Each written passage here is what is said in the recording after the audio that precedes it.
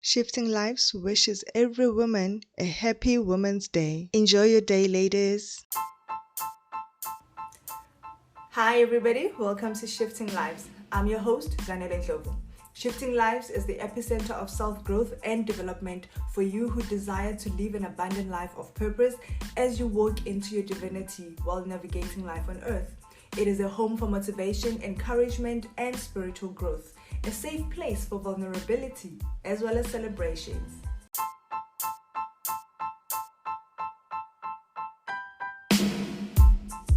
That's all I had for you for today. Thank you so much for listening. Do connect with me. I've put my link on all my social pages on the description of this podcast. Do rate the podcast, rate my episode, and I would really love to hear from you. Send me an email, give me a shout. Let's connect. Bye.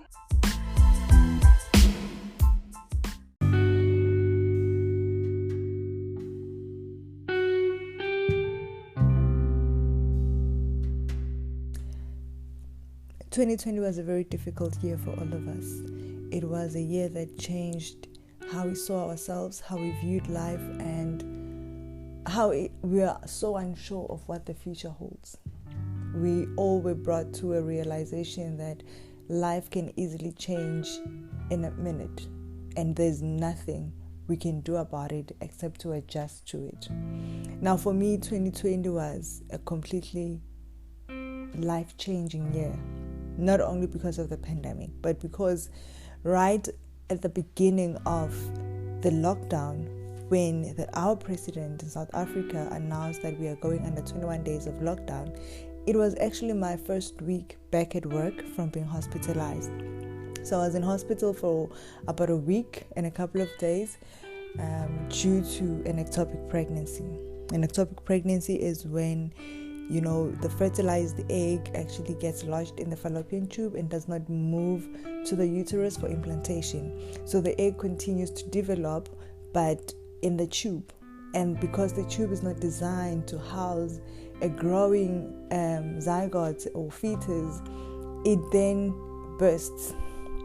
And when it bursts, you get internal bleeding, and then you have to be rushed to theater, cleaned up, and obviously that tube is no longer functional. So I went through that, and I was ready to get back to work. I was ready to pull myself together. I was ready to face life. And then the pandemic hit. And if I'm honest, though I was ready to get back to life, it's not that I had dealt with what had just happened to me. When we went into lockdown, like everybody else, we tried and find means to shift our focus from the horror of what reality is bringing to us and look at what other people are doing. And social media was buzzing at that time, and people were running to social media for solace, for comfort, for understanding of what this world is coming to. And I did that. I went to social media and I decided to put my focus on shifting lives, to put my focus more on what I have been doing before the pandemic, and now just do it a little bit more intentionally. So I conducted myself in a manner where I just focused on life online. I enrolled on courses. I interacted with other social media influencers, young entrepreneurs, authors, all of those people I was in connection with. And I was so busy in that area. I was so busy thinking about my products, thinking about my brand, thinking about how to reach people, how to adjust to the new normal. And everything else was all about what can the brand bring that will be, helpful for people. I focused on work. I focused on adjusting to the way work was at that time. And one thing I did not do in that season was to try and adjust to what I had just gone through, to heal from what I had just gone through, to accept what had just happened. While I was suppressing those emotions and that hurt, I was using work, I was using social media, I was using focusing on my brand as an excuse to not focus on the pain. And so when all of that happened, like I was blogging, I was podcasting, I was Facebooking, I was writing, I was planning, I was doing a lot of things. I was attempting to produce a lot of things. But in all of that, my attempts were actually a platform or a reason to not deal with the real issue. And I found myself honestly in over my head. I found myself drowning in anxiety, drowning in self-pity, drowning in, depression. And sometimes you don't really realize that you are in that state of brokenness until you are not sure why you are doing the things that you are doing, until you are not functioning at your capacity, until you are unsure of who you are actually becoming or who you are even in that space. And in the midst of all of that, I just pictured Peter walking on water, and how at one point of his life he was so focused and he was walking on water. He was well balanced, and in a snap, just like that, his whole focus shifted and he began to drown. And as he was drowning, he called out, "Lord, save me." And I won't say it happened in a snap that I realized I was drowning, but it was a gradual act of me not being focused on myself, me being ignorant of my situation, me shutting people out, me not wanting to talk about how I was doing. And people, when those who knew I was in hospital and what I was going through, whenever they would call me to check up on me, I'd be so normal, and I would flip the situation or flip the conversation so that the focus is not on me and how I'm doing, but rather on what life is right now and what we are going through and what is happening around us.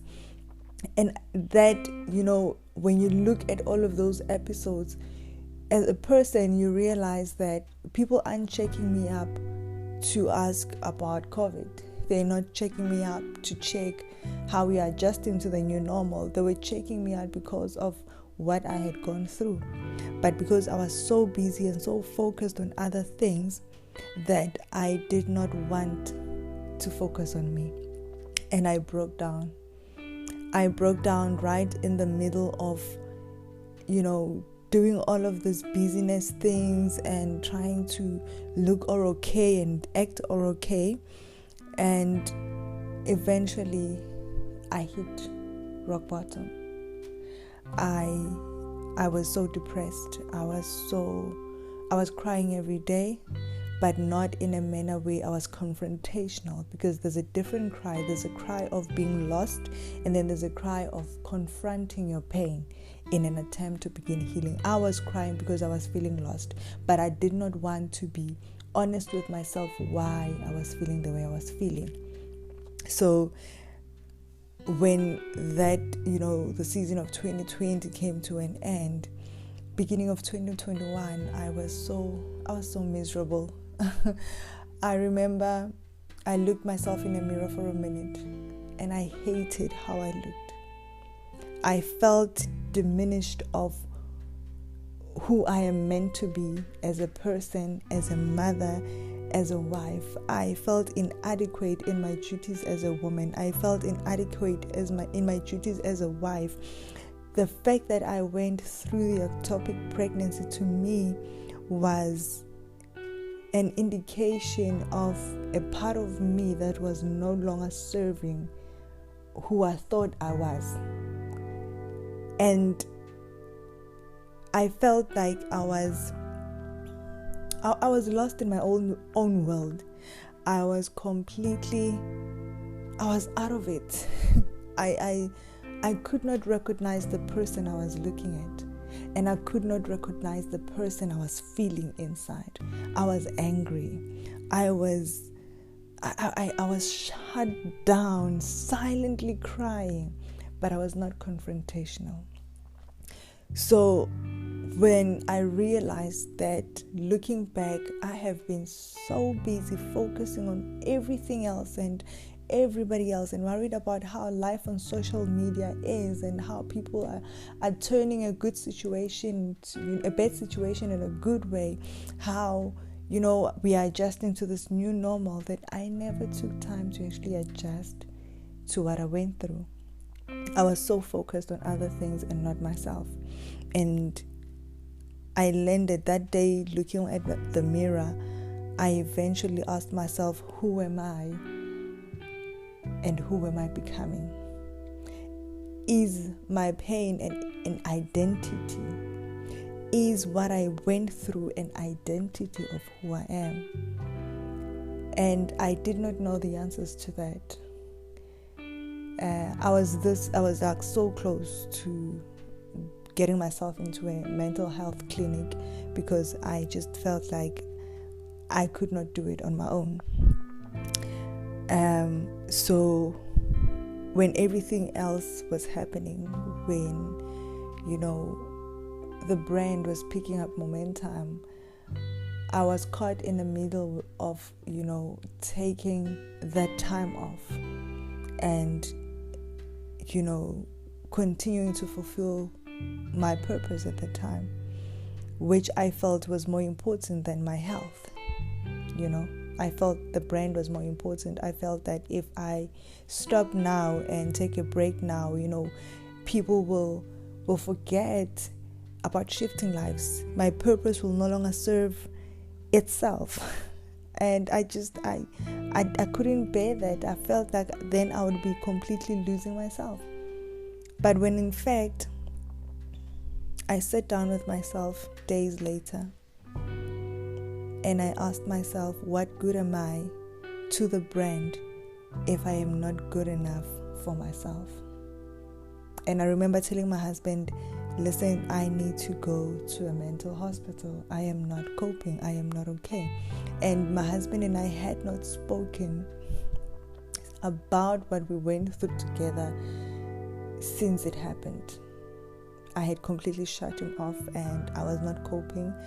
And he could see I was not coping, but every time he would bring the subject up, I would just completely shut him off. And up to the point where he just let me be, until I got to the point where I realized I needed help myself. And that's where I was. And that's when everything else paused in my life. That's when everything I had to just break away. I had to isolate. I had to take time off. I did not get into a mental health institution though.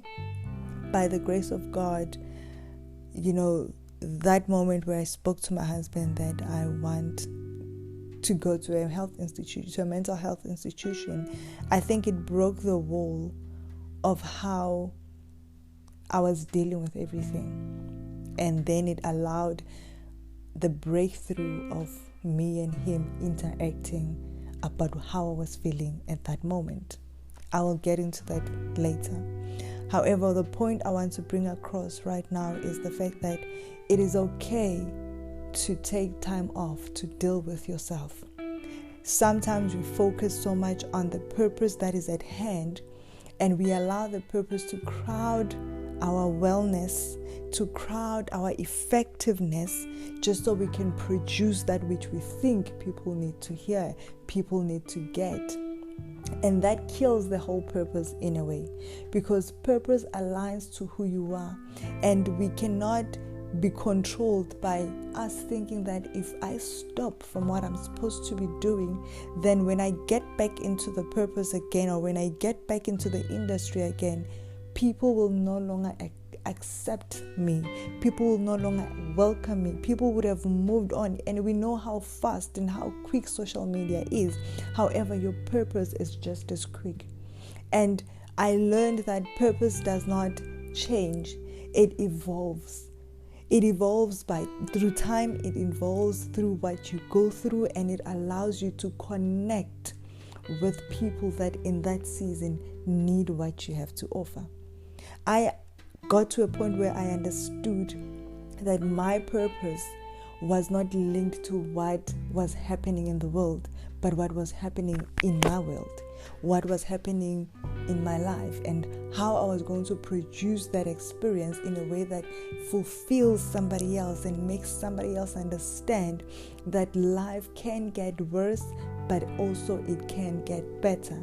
And how you are just in between is the process to which you come to terms to that.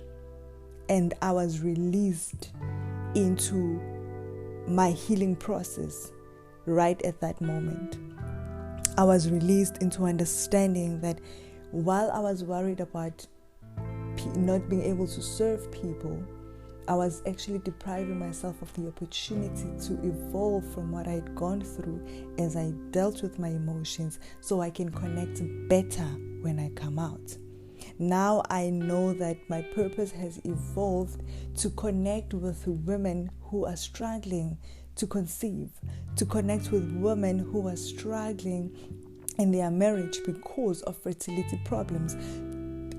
I can connect with women that had gone through ectopic pregnancies, miscarriages, and that is something that before my experience, I had no idea of.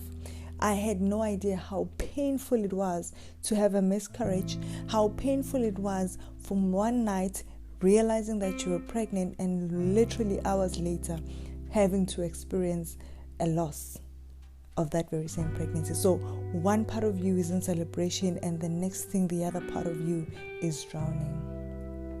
So that made me say, you know what, I am ready to reproduce that which can help someone else. And me being in over my head was an indication to say, listen, you were brought into a situation for a reason. And you need to come out of the situation for a reason also. It's amazing. It's so powerful when you realize just how much of your work in a season is going to help and influence someone else off season. Now, I want to share with you 3 things that would help you recognize, when you are in over your head, and start adjusting your life in a way that you can cope and take rest. An indication for you to take rest. First of all, you may feel the need to do everything at the same time. When you begin to feel like that, just know that you're no longer focusing on the one thing that you need to focus on in that season.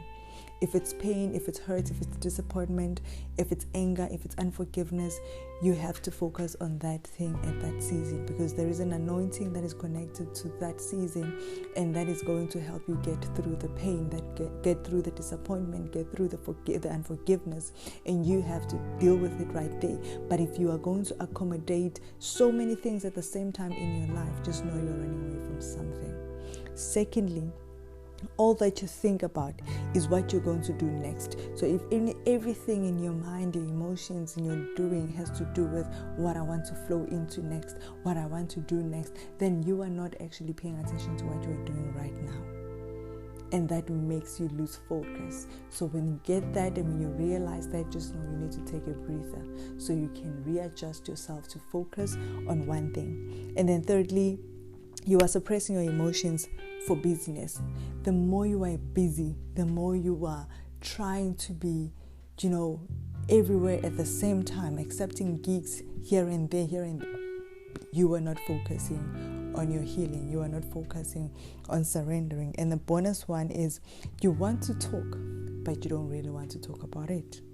Now that is a powerful one, because many times we want to discuss our pain, we want to open up our pains, but we also don't want to, because we don't want to deal with the root of it. And that is another indication that you need to take a break or you need to seek help. All right. Now, a few things that have helped me cope, that have helped me adjust and have kept me away from a mental institution in that season was journaling. Okay. And when I say journaling, for me journaling is easy because I have been writing for as long as I know, for as long as I could remember. from school, high schools, university, my life has been a pen and a paper. I have been writing anything that comes to my mind.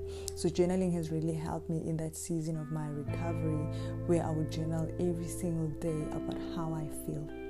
I would I'll talk about how that day I am coping or not coping. I would really be all out, completely transparent with what I was writing. And another thing that I've learned in the journaling part is that usually I used to say dear diary or dear me, but this time I had to change my strategy, because me and diary, we can't help each other. Okay, we can't help each other. As much as sometimes writing, you would think it's just pointless, but listen, somebody is hearing those silent words. Okay, so in my spiritual journey and growing as a Christian, I've learned to address my life to God, and then every time I would write, I would say dear God, which is why there was the production of Dear God, Letter to God notebook that I produced in 2021, and that on its own was so helpful. I produced in 2020, and then so every time I would write dear God, and I would tell God everything that I feel. I would tell God how that day is, how I am coping or how I'm not coping, how I don't want to feel and how I am feeling. And I normally journal in the evenings before I go to bed. That way I am able to look at how my day went and look at all the emotions that I went throughout the day, and I'll be able to journal them down, each one of the emotion that I felt. If I was angry, if I was sad, if I was disappointed, I would question everything to God and why it happened, what I went through when everything was happening. And that was the journaling for me. And the next thing that I also did is, I focused on my spiritual life, growing in my relationship with God, praying more, surrendering more to God. And I must say that the journaling part actually shifted me to more of my spiritual life, because then I was able to interact one-on-one with God, and then scriptures will come to my mind and I would just write them down, and I would know that the Holy Spirit is actually speaking back to me. So that helped me a lot in terms of guiding me, and my spiritual home as well, the family that I was surrounded with. Most people in my church did not know what I was going through, but the fellowship with them every Sunday was encouraging, and that also in a way lifted me up, and I focused more on that. And I cried out to God, save me, just like Peter. I cried out, save me, Lord. And God is always looking for somebody to save. He is always looking for somebody to heal, somebody to give forgiveness to.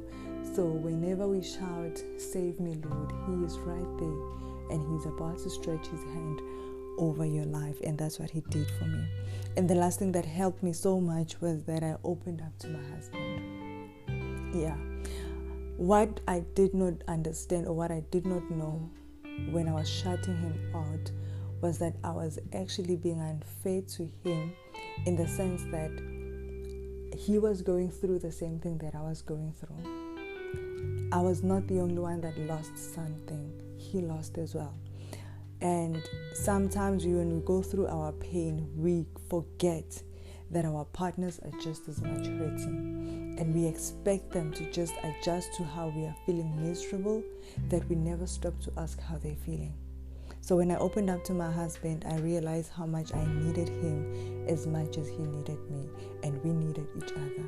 And that unlocked a lot of gems for us in our marriage, and it strengthened us in our communication as well.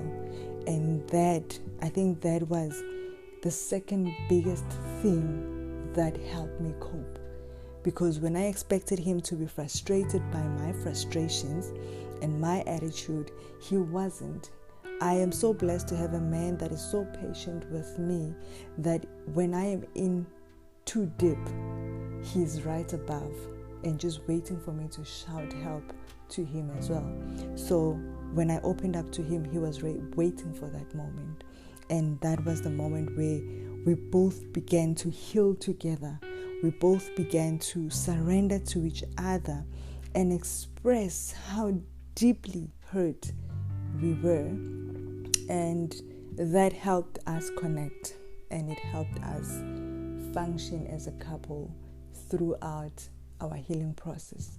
And that was literally the beginning of the healing process for both of us, and it worked so well for us. The season of you being in over your head or drowning does not have to be a life prison for you.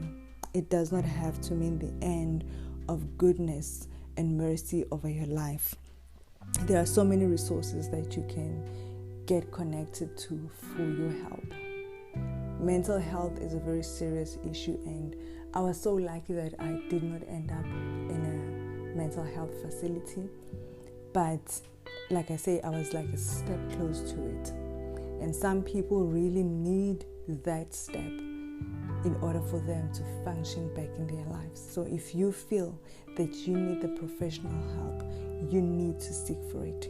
Go out there and get it, because you will lose your life while you are trying to hold on to it. Get professional help. Talk to somebody. Open up to somebody that you trust. Journal down how you are feeling. Use every resource that is available around you to get yourself healed. You need the heal. Listen, we cannot change the past. We cannot change what happened or how it happened to us. But when we come to terms with the hurt, and we begin our healing process, we are actually not just doing it for ourselves now, but we're doing it for our future selves. And your future self is going to thank you for the initiative that you've taken to get your life together. And that is the most amazing feeling you can ever have. I am talking about this now because I have been able to deal with it. I did not want to talk about it then. I did not want to deal with it then, because I was so ashamed of what I went through. But the minute I began my healing, I began to express myself. And now I am talking about it because it is no longer a shame, but it is a weapon against the enemy over my life. It is a weapon that will help other women come to being, regardless of what they had gone through. And that is what healing does. It takes your tests and turns them into testimonies. But you have to heal first, so that you don't break down every time you wonder what had happened, or every time you talk about it. It will be from a place of life and not a place of despair.